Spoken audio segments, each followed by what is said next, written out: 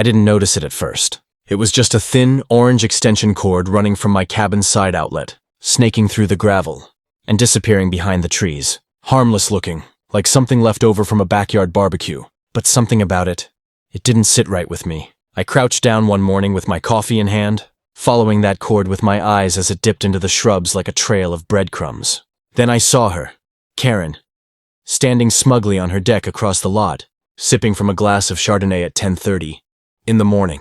Like she owned the mountain. She always had this air about her, like the HOA had knighted her queen of the woods. Every week she found some new way to insert herself into my business. My paint color was out of neighborhood guidelines. My woodpile was stacked too rustic. Once she even complained about the smell of my smoker when I was making brisket for the whole road. So when I realized that cord ran straight into her garage, I knew something was up. I followed it.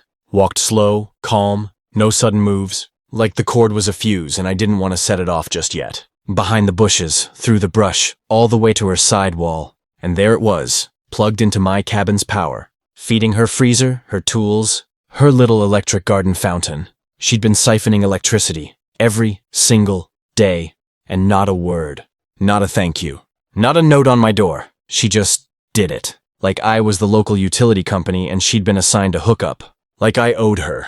But here's the thing. Karen didn't know I'd made a change to that outlet last fall. A quiet little adjustment. Something the previous owner told me to do in case of flooding. Something that redirected overflow power when the ground was too wet. A reroute. Straight through the septic tank's gray water discharge. Yeah, Karen had been drawing power from a line that had been rewired specifically to avoid shorting out during drain field backups. She had no idea. And I had no intention of telling her yet. Because after months of passive-aggressive HOA letters, this was finally getting interesting. It started the same way it always does out here, in the middle of nowhere, with way too much time and one neighbor who thinks the world spins around their porch swing.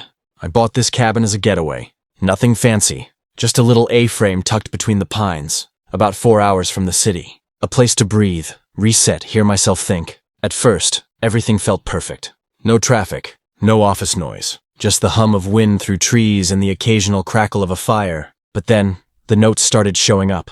The first was about my satellite dish, too visible from the road, she wrote, like she was head of some mountain design committee. Then came a complaint about the unsightly firewood rack I'd built. Hand-cut oak, stacked tight and neat, but apparently too rustic for her curated wilderness aesthetic. I laughed it off, until she took a picture of my truck parked slightly off the gravel and sent it to the HOA board. That got me a warning letter. For parking, on my own land. That's when I realized Karen wasn't just nosy, she was bored. And bored Karens are dangerous. She patrolled the neighborhood like a sheriff without a badge. Camera phone always in hand, measuring tape in her little vest pocket, scanning for violations that might knock her property value down 0.5%. And she hated that I didn't play along. I didn't go to the meetings, didn't plant the HOA-approved pansies, didn't invite her over for wine and gossip about how Tom and Cheryl's shingles don't match code. I just minded my business. But that only made her try harder. She even once told me, with a straight face, that cabins like mine were bringing down the neighborhood, as if we lived in Beverly Hills. That's when I started to pay closer attention to my tools, to my propane tanks, to the power usage, and eventually to that extension cord. Because something about her smug little smile every morning, it wasn't just nosy, it was calculated, and I was done playing nice. I waited until she left for one of her little ladies' brunches in town. You know the type.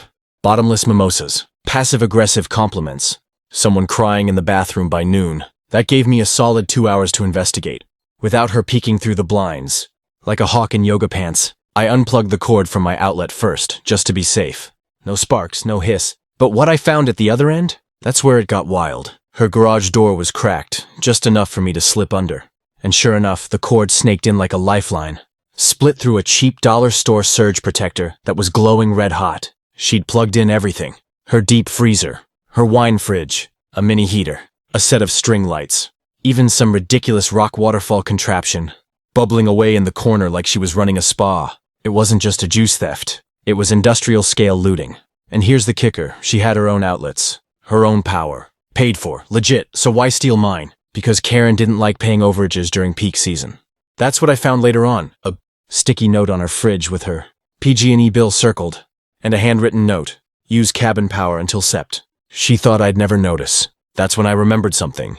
That side outlet on my cabin, the one she kept using, had been rerouted months ago when I did some trench work. The guy I hired said the system was old, patched together by the previous owner, with a few creative choices to deal with runoff from the septic field. He warned me not to plug in anything sensitive during wet season.